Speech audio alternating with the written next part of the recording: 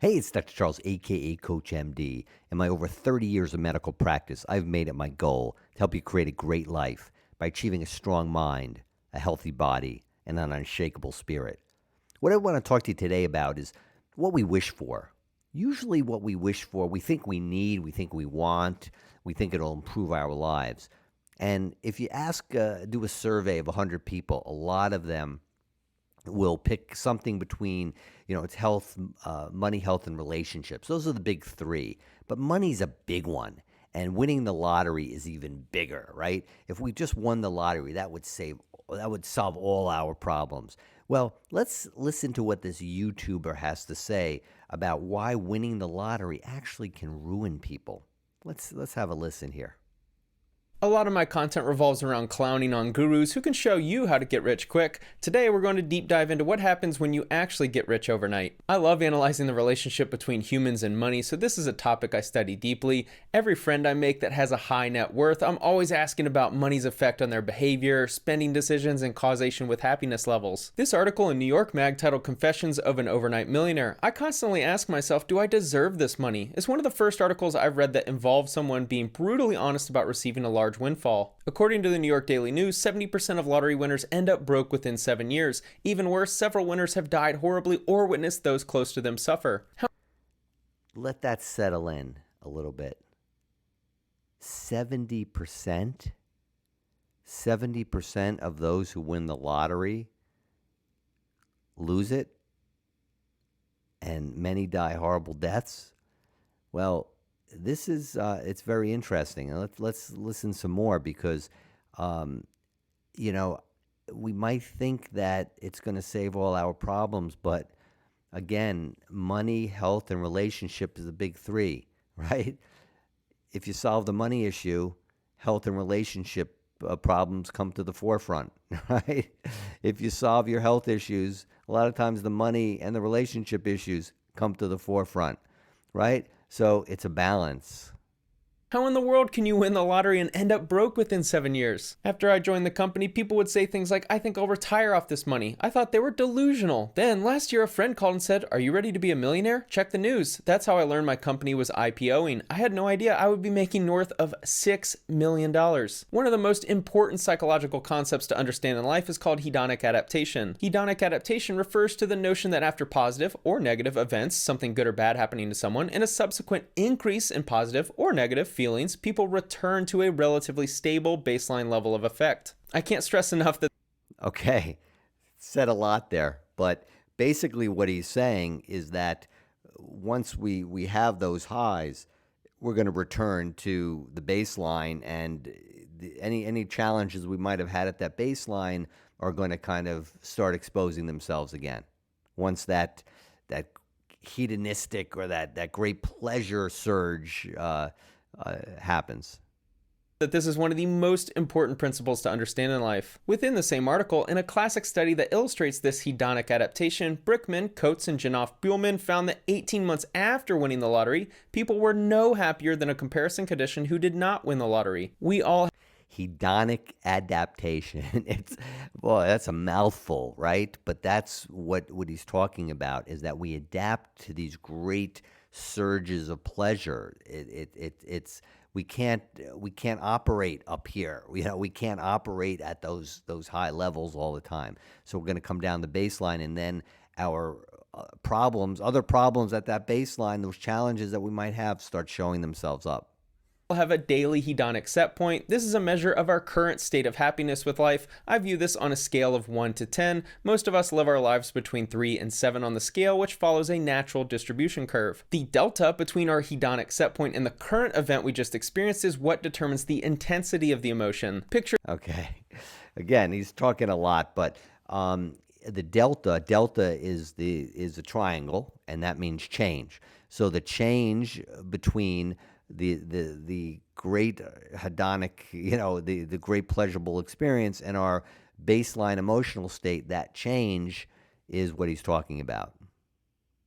Picture it like this. Let's say your hedonic set point with happiness is a 5 out of 10 right now. When you experience a positive event that is an 8 out of 10, you will feel happy in that moment because of the delta between the two numbers. A good example would be an awesome dinner with friends or your favorite sports team winning an important playoff game. The cliche question asking if money buys happiness is incredibly flawed because in nearly 100% of scenarios, it does make people happy. Getting rich overnight will increase your happiness to 10 immediately.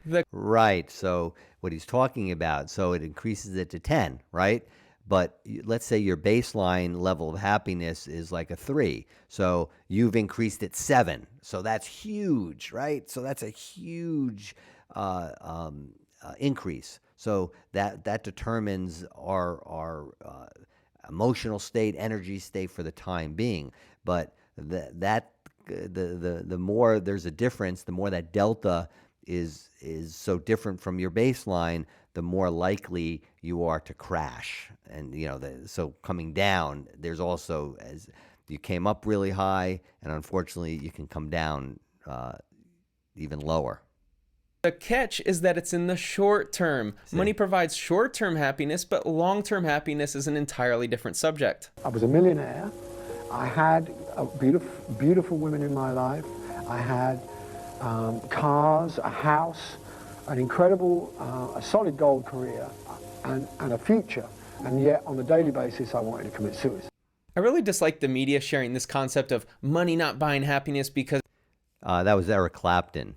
I think that's, but anyway. it's incredibly flawed. They only ask people who are rich and famous. I can absolutely guarantee if we went to a rough part of town, handed lottery money to 10 separate people, and tracked their happiness for a month, it would be significantly higher than their previous hedonic set point. Happiness is a temporary emotion, which is why tracking someone's hedonic set point is a more valid data set. None of us are happy 24/7, just like we aren't fearful 24/7 or anxious 24/7. We all have a baseline and experience spikes in different emotions throughout our day. That's when we feel it. It's not purely a celebratory time, it's a stressful time too because of the constant decisions. The amount of money is so large that if I make a 5% screw up, that's hundreds of thousands of dollars. A majority of Americans are living in what I refer to as survival mode. Within the paradigm of relationship to money and life situation, this is where all of your problems can be solved with money. This group of people are those who, if their main income source went to $0, then they would have to find a new income source within 6 months. What happens with lottery winners, athletes, musicians who experience a quick rise to fame, and actors who have a sudden smash hit is that they immediately exit survival mode and enter a new level of life where money can't solve all problems. When those things came,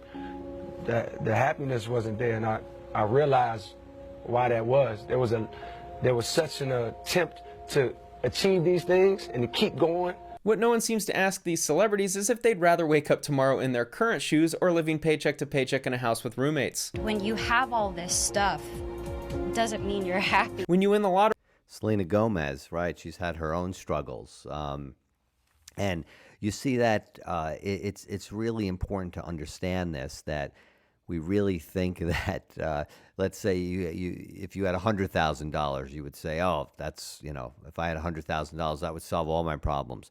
Well, then you have $100,000, you say, oh, if I only had $500,000, that would solve all my problems.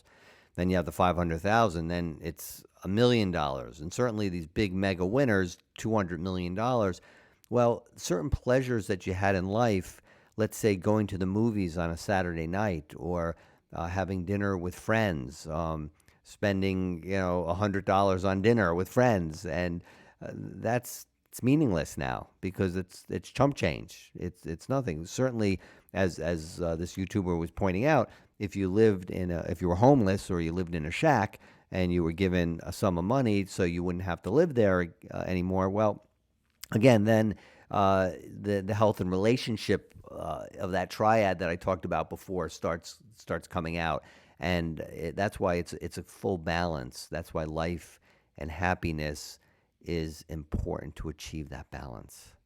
You can now spend like never before. You want a mansion in a gated community in the best school district? Go buy it. You want an exotic sports car? Buy 3 of them. You want to quit your job? Now you can. Well, there was some study recently that I was reading about where they were talking about how you can't be happy all the time, and you don't want to be happy all the time. Like literally, you won't achieve the same levels of happiness all the time if you're not miserable.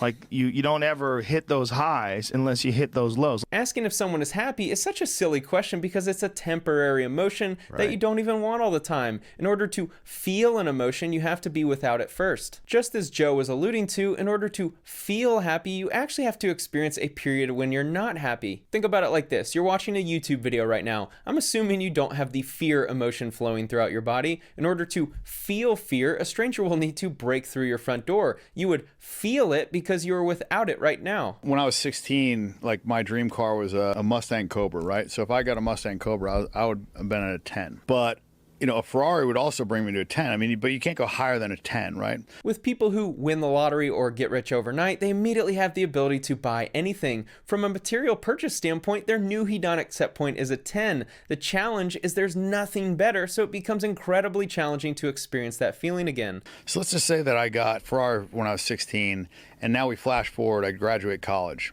and my dad gives me let's say he gives me a BMW M5. If I had the Ferrari, now I'm going to be kind of like probably at a 7, right? Because I'm stepping down in a car. Unbelievable, right? But that's what happens, right? A Ferrari to a BMW M5. Well, a BMW M5 is a pretty nice car, but you're stepping down, so you can't get any higher. And you kind of, it's like the quest to be the richest person in the world. There's always going to be somebody higher, and you're going to keep driving for that, and you're going to be missing the simple pleasures in life. It's very interesting. The feelings that humans experience come from the delta between your previous emotional state and the new emotional state. You can apply this to every facet of life. The dangers of all of a sudden having the ability to buy anything is that your new set point is at a 10. It becomes nearly impossible to maintain because you always need a 10 out of 10 experience. Anything less is going to result in negative emotions because the delta is negative. But if I had the Mustang Cobra and now I'm going to an M5, I'm going to be back at a 10. Well, it's the same car, you're the same person, you're at the same spot in life. The only difference is your perspective because of your previous experience. Dan nailed the human experience perfectly. The concept will hopefully help you understand the world a little better because it has for me. When people are used to a level 10, whether it's the neighborhood they live in, cars they drive, food they eat, clothes they wear, experiences they have, they may react negatively when the current experience is less than a 10. You know, people ask like why rich people aren't as happy, and I just think it's because they've upped the bar so far that only the, best things satisfy them. Dan is one of and this is so interesting because the things, when you have the money, you can buy the things. And those things are material. Those things are shaped by our five senses. Yes, they do affect our emotions, no doubt.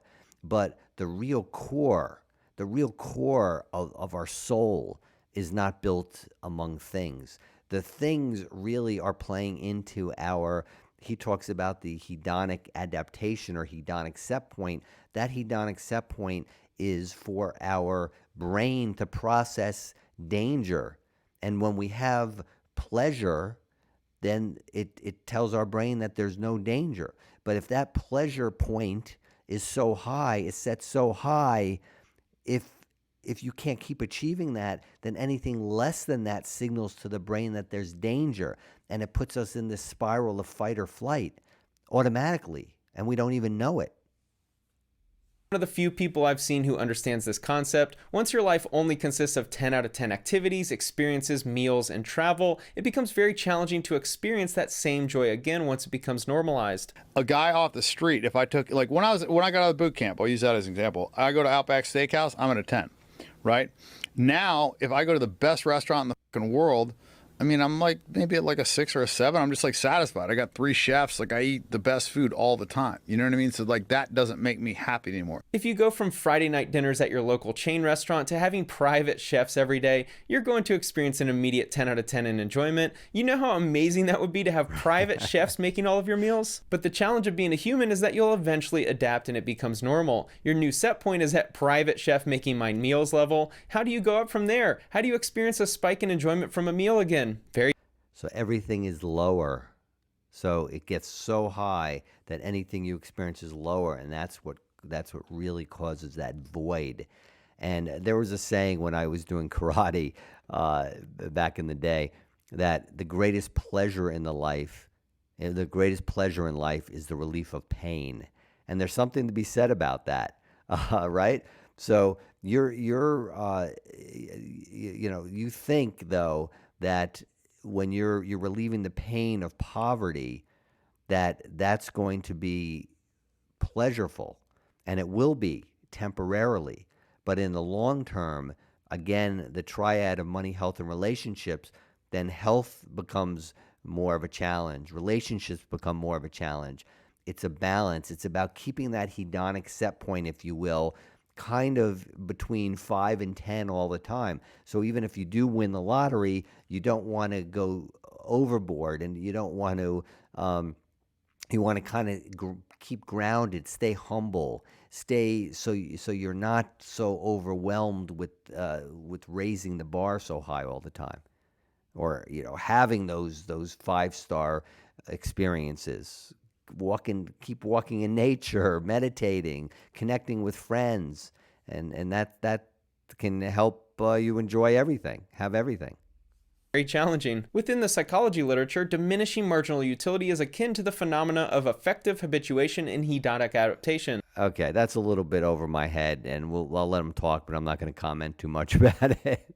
The chart of diminishing marginal utility can be applied to our lives in regards to experiences and the emotion of happiness or joy. Sticking to the private chef example, from period 0 to 1, you will experience the most amount of joy. That period could be 1 month or 1 year, but it is short term. From period 1 to period 2, you will receive a similar boost in joy, but not as strongly. By period 3, you have adapted, and the joy of every additional consumption will be significantly less than when you first began. Sitting courtside at an NBA game, private chefs, flying private, steak dinners, you should always experience joy or have a positive emotion with these activities, but humans will always face the law of diminishing marginal utility, or in this example, diminishing joy.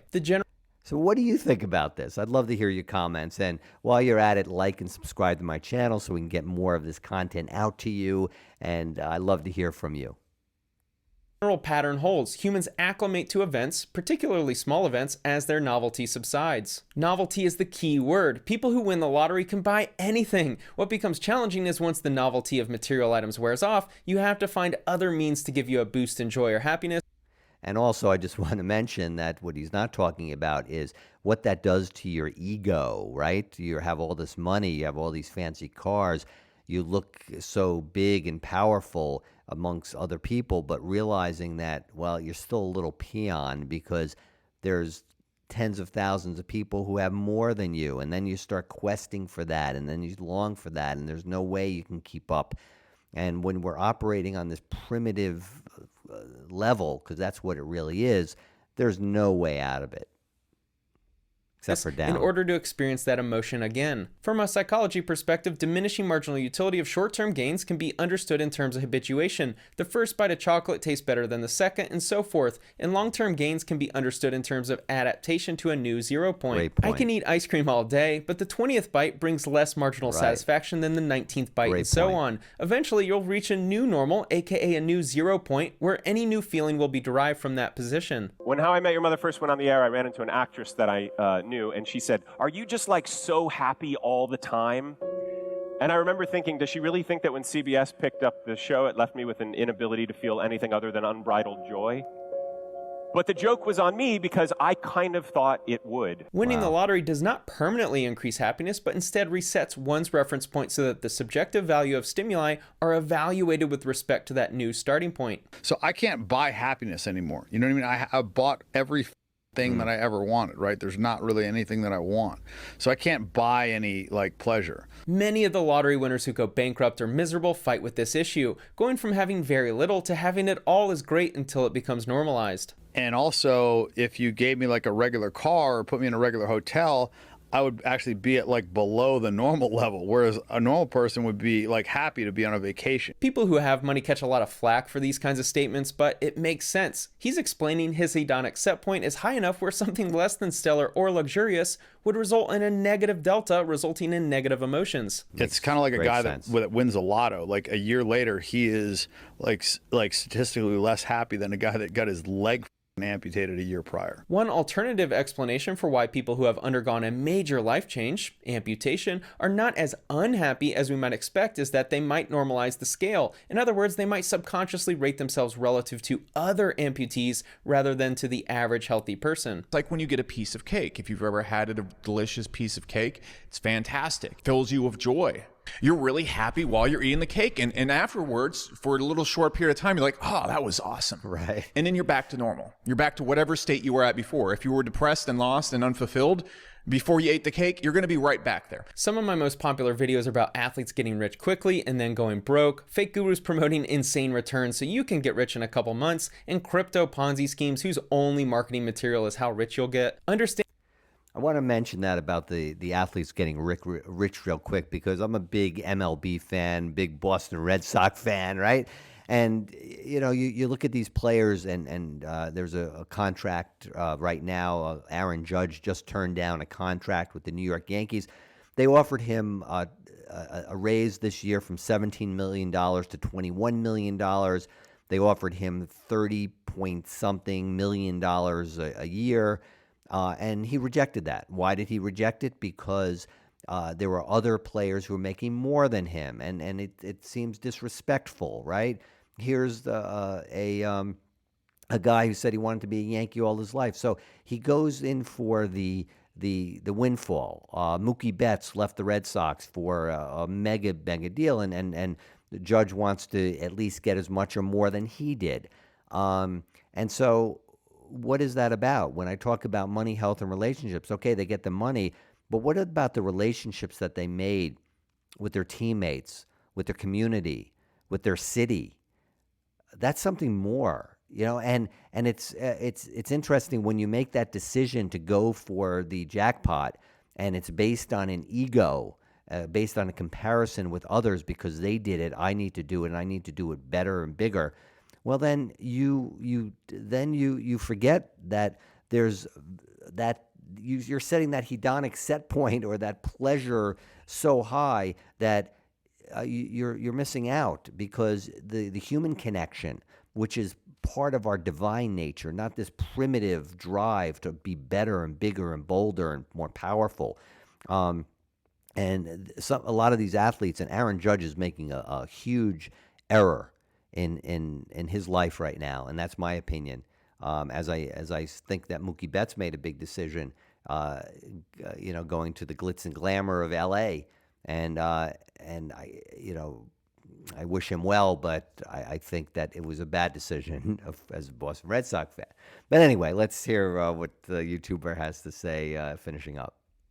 Understanding the concept of hedonic adaptation will hopefully help you navigate the world a little easier, and hopefully you'll fully understand why the question, does money buy happiness, is not worth your energy to even consider. My theory on why you hear the cliche, I know a lot of wealthy people are unhappy, or lottery winners becoming miserable, is that they reached a hedonic set point of 10 and never adjusted. Either way, I'm still pursuing wealth because I would much rather talk to a therapist after sitting courtside or flying private than riding the bus like I did not too long ago. Thanks for watching. A lot of my content Well, okay, so you go back to that, and he's saying he'd rather sit courtside, but he's saying that, there are many things that I have now that I didn't grow up with that I would much rather have than not have, but I'm also aware of the important things in life, which are not things at all. And if you can maintain that balance throughout, then you can have money and you can have happiness. But you can't look at the money to buy those things, because I can tell you, no matter how much money that Aaron Judge finally finds someone to give him, he can't buy this love and the support. If an athlete came out and said, this is getting too much, $25 million a year is certainly enough for me, $30 million is much more than enough for me. I know people are struggling to pay for hot dogs and the popcorn in the stands and ticket prices. I don't. How much more do I need? If an athlete came out and said that, you know how much love and connection they would have with their fans. Well, let me know what you think about that. And until next time, I'm Dr. Charles, aka CoachMD, urging you to stay strong in mind, in body, and mostly in soul. Bye for now. Dr. Charles, CoachMD. Thanks for stopping by. Make sure to like and comment below. I'd love to hear from you. If you think you have a friend who might benefit from this video, share it with them. For access to exclusive content, support my Patreon. There you'll get private access to videos, meditations, health tips, even relationship and financial tips. You'll have a say in what I produce and be able to participate in a monthly call with me. Don't forget to follow me on Facebook, Instagram, and Twitter, and subscribe to my YouTube channel. See you soon.